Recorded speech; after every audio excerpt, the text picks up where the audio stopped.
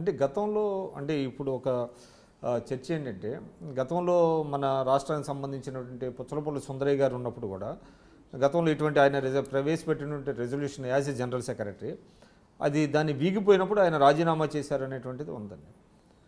అదేవిధంగా ఇప్పుడు ఏచూరి గారు కూడా ఆయన కూడా రాజీనామా చేసే అవకాశం ఉంది ఆయన రెజల్యూషన్ కనుక వీగిపోతే అనేటువంటిది అంటున్నారు.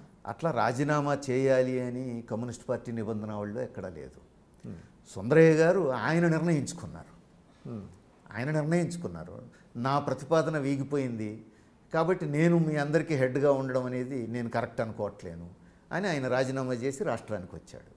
అది అందరికీ ఆదర్శం కావాల్సిన అవసరం కూడా లేదు. అదేమి నిబంధనావళి కాదు, అది ఆయన అభిప్రాయం, ఎవరికి వాళ్ళు నిర్ణయించుకునేదే. సిపిఎంకి సంబంధించి చాలా సందర్భాల్లో జనరల్ సెక్రటరీ మైనారిటీలో ఉన్నారు, చాలా సందర్భాలు, ఇప్పుడే కాదు, ఇప్పుడు జనరల్ సెక్రటరీ మైనారిటీలో ఉన్నట్టుగా చర్చ వస్తుంది. అసలు గతంలో కూడా చాలా సందర్భాల్లో జనరల్ సెక్రటరీ మైనారిటీలో ఉన్న సందర్భాలు ఉన్నాయి. అది కమ్యూనిస్ట్ పార్టీలో ఉన్న ఇంటర్నల్ డెమోక్రసీ గొప్పతనం.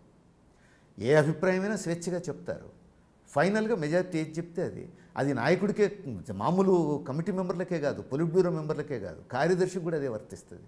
కార్యదర్శి మైనారిటీలో పడిపోయిన సందర్భాలు, సూర్జిత్ ఉన్న సందర్భాలు కాలంలో కూడా జరిగింది. అయినా గౌరవించారు కదా, మెజారిటీ కమిటీ ఆమోదించిన దాన్ని కార్యదర్శి అమలు జరిపాడు.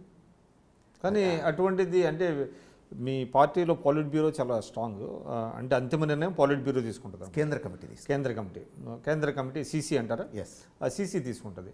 కానీ గతంలో ఎవరైతే మన జ్యోతి బసు గారు ఉన్నారో ఆయన ప్రధాని అవ్వాలని ఆయనకు ఉన్నప్పటికీ కూడా మీ కేంద్ర కమిటీ దాన్ని చేయటం అనేటువంటిది ఒక చారిత్రక తప్పిదం అనేటువంటిది కూడా పలు సందర్భాల్లో ఆయన చెప్పినటువంటి ఉందండి.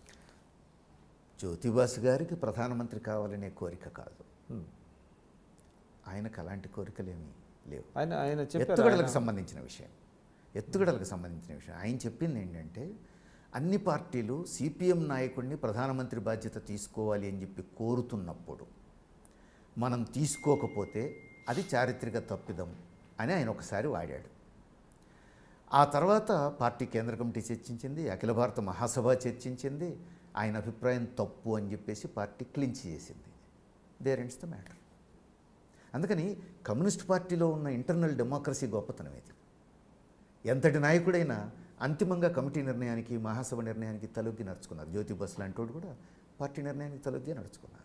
అది కమ్యూనిస్ట్ పార్టీలో మాత్రమే ఉండే గొప్పతనం. సోనియా గాంధీకి వ్యతిరేకంగా రేపు కేంద్ర కమిటీ తీర్మానం చేస్తే కాంగ్రెస్లో వాళ్ళందరినీ బీకేస్తుంది తప్ప సోనియా గాంధీ అమలు జరపదు కదా. కానీ